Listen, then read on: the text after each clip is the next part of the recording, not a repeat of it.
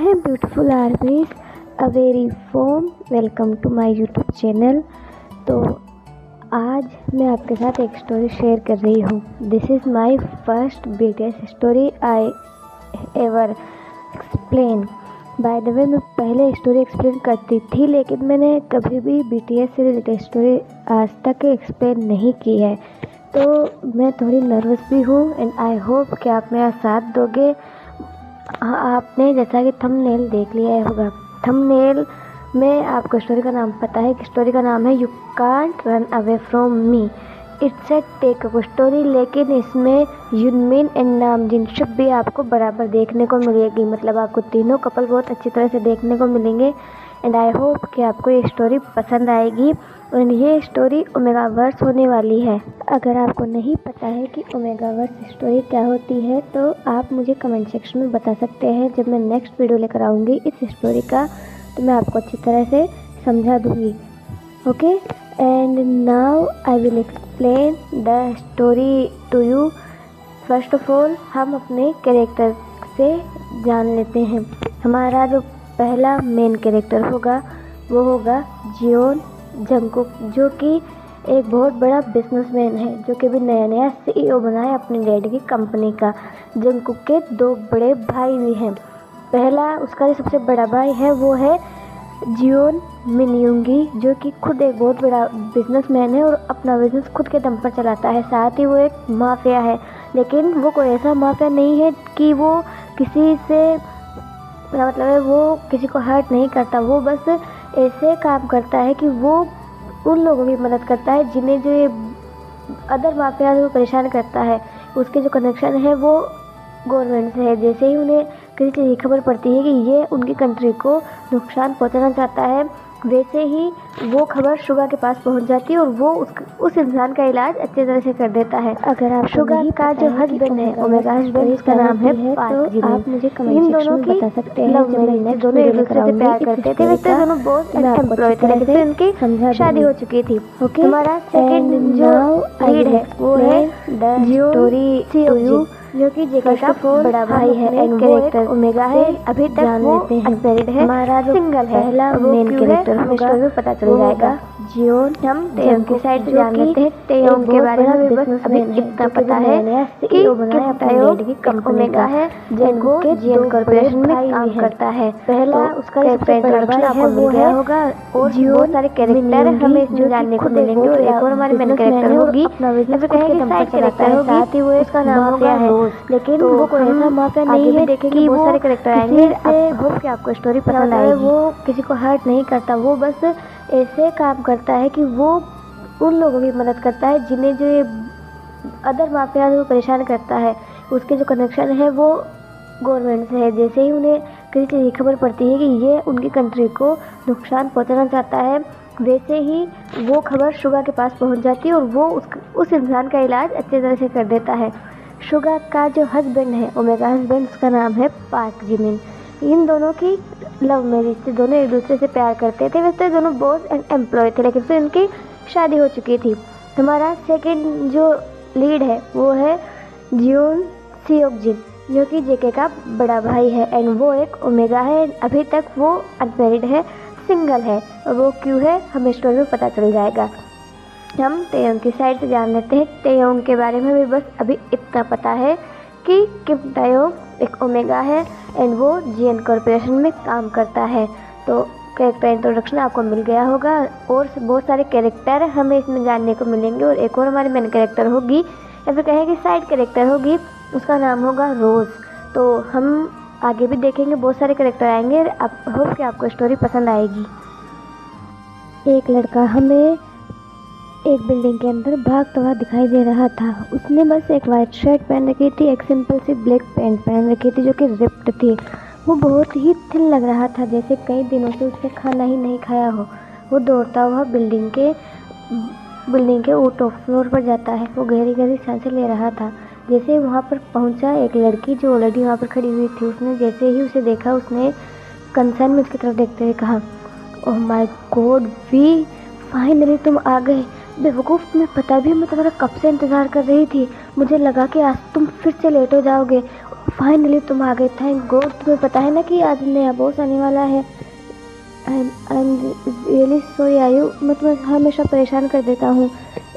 तुम मुझे कभी परेशान नहीं करते, पहली बात तो ये। और सेकंड बात, मुझे आई एम सॉरी, मैं तुम्हें चिल्लाई, लेकिन मुझे तुम्हारी टेंशन हो रही थी। तुम्हें पता है जब नया सी आया उसके बारे में लोग क्या बातें कर रहे हैं?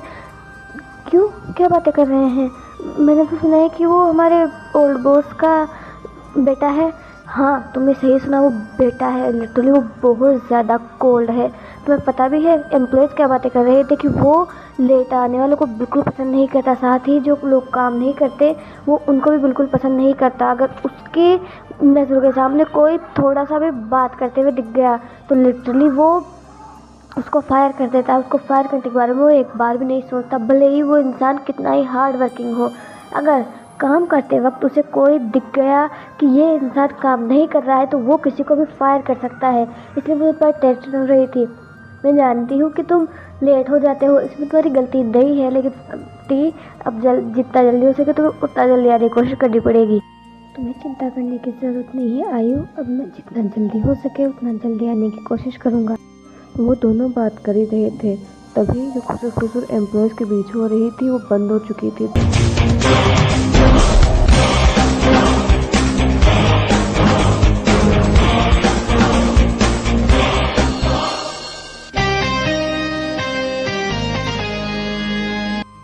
ओ माय गॉड, ये कितना ज़्यादा हैंडसम है। मुझे लगा था कि उसे खड़ूस बॉस का बेटा भी खड़ूस होगा। ये खड़ूस है लेकिन यार ये कितना ज़्यादा हैंडसम है।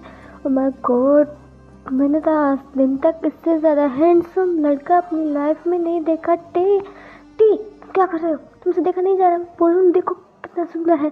क्या है आयु, मुझे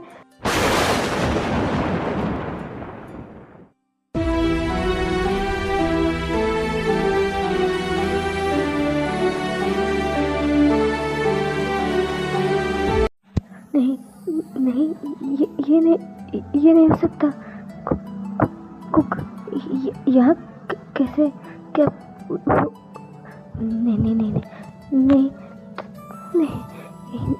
नहीं नहीं, ये नहीं हो सकता। मैं उसको फेस नहीं कर पाऊँगा, कभी नहीं। ये बोलकर टेम वहाँ रुकता नहीं, वहाँ से बस भाग जाता है। आयु भी देखकर थोड़ी परेशान होती है, लेकिन वो वहाँ से नहीं जा सकती थी। वहीं टी को भागते हुए किसी और ने भी देखा था। वो बस एक टक वी को ही देखे जा रहा था कि समझ नहीं आ रहा था कि वो देखकर सोच कर आया, लेकिन वो बस उसी की तरफ देखे जा रहा था। बोगम, पार्क बोगम, जल्दी से मेरे ऑफिस के अंदर आओ, मुझे तुमसे कुछ बात करनी है। हाँ सर, क्या हुआ? क्या हुआ का क्या मतलब है? डैड पिछले 1 महीने से कंपनी नहीं आ रहे हैं। उनके सेक्रेटरी होने के नाते उनका सारा काम संभालना तुम्हारी जिम्मेदारी है, राइट सर। पर क्या मुझसे कोई गलती हुई है? तुमसे गलती नहीं हुई है। तुमसे गलती बस इतनी सी हुई है कि तुमने अपने एम्प्लॉयज़ को देखना बंद कर दिया है। तुमने फाइल्स देखे, आधा डाटा गायब है। यहाँ तक कि मार्केटिंग का कोई डाटा है ही नहीं फाइल्स में। मार्केटिंग की फाइल्स कौन है, कहाँ है, और मार्केटिंग मैनेजर कौन है, उसको अभी के अभी मेरे ऑफिस में भेजो। Yes sir. Marketing manager mister केमटायुंग है। मैं उसे अभी आपके कैबिन में भेजता हूँ। और कहना कि मुझे 1 मिनट भी लेट होना पसंद नहीं है, क्योंकि जहाँ तक मुझे याद है मिस्टर केमटायुंग जब मैं ये इंस्ट्रक्शंस दे रहा था तब वहाँ थे नहीं। इसलिए उन्हें बता देना कि मुझे 1 मिनट की देरी भी बर्दाश्त नहीं है।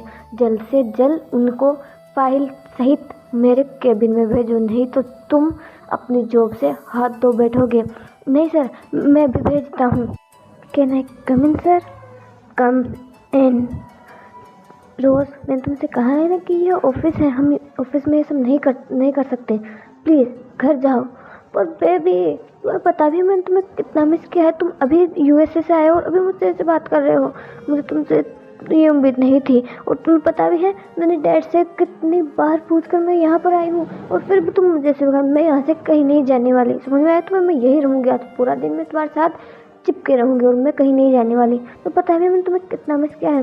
तुम्हें तो अपनी गर्लफ्रेंड की याद नहीं आती, लेकिन मुझे तुम्हारी बहुत याद आती है। एंड मैं अब तुम्हें छोड़कर कहीं नहीं जाने वाली। रोज़, ये मेरा ऑफिस है, हमारा घर नहीं है। यहाँ से अभी के अभी जाओ। And by the way, mister Kim, you are the marketing department manager, right?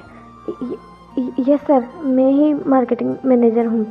तो can you show me the file जिसमें आपने वो सारा डाटा रखा है, क्योंकि मुझे वो फाइल मिल नहीं रही है और ना ही मुझे पिछले 1 महीने से मार्केटिंग डिपार्टमेंट का कोई भी डाटा मिला है। वो सर वो सीनियर सर ने मना किया था डाटा बनाने के लिए। क्या? मेरे डैड ने तुम्हें मना किया था कि तुम डाटा ना बनाओ? क्यों? मेरे डैड पागल हो गए हैं जो वो 1 महीने तक कंपनी का मार्केटिंग डाटा ही नहीं बनवाएंगे? नहीं सर, ऐसी बात नहीं है। उन्होंने कहा था कि वो 1 महीने की लीव ले रहे हैं एंड वो अपना काम मुझसे किसी सीनियर को देकर जाना चाहते थे। मुझे नहीं पता कि उन्होंने किसे दिया था, लेकिन उन्होंने मुझे मना किया था।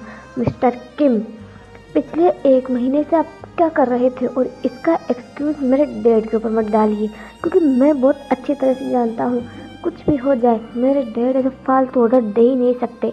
आप ये बोल दीजिए कि आप उन पैसों को खा गए जिनका डाटा अभी इसी फाइल में होना चाहिए था। सर, ऐसी कोई बात नहीं है। आप चाहो तो मैनेजर बोगम से पूछ सकते हैं। मैंने कुछ नहीं कहा, उन्होंने मुझे मना किया था। Shut up. आपने 1 महीने से बहुत सारा घोटाला कर लिया है, लेकिन अब मैं यहाँ आ गया हूँ। अगर आज से आपने अपने काम में थोड़ी सी भी लापरवाही बरती तो आई स्वेयर मैं आपको फायर करने के बारे में एक बार भी नहीं सोचूंगा।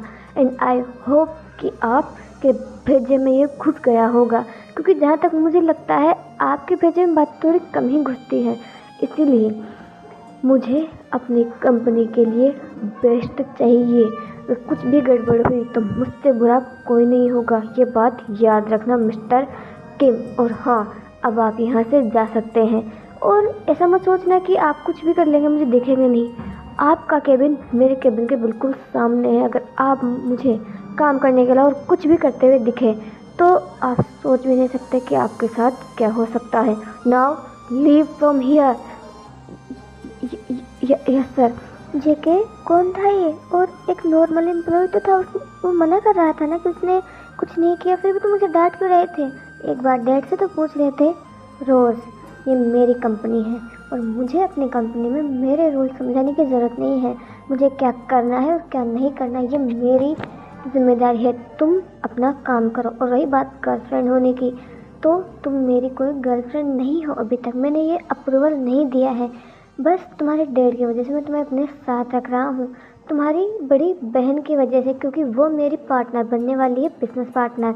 इसीलिए जब तक मैं तुम्हें अग्री नहीं कर देता कि मैं तुमसे शादी करना चाहता हूँ या नहीं, प्लीज़ मेरे ऑफिस में आना जाना कम ही रखो, क्योंकि मैं अपने काम पर फोकस करना चाहता हूँ।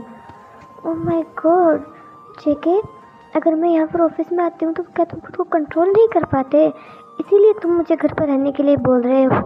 रोज़, अपनी हद में रहो।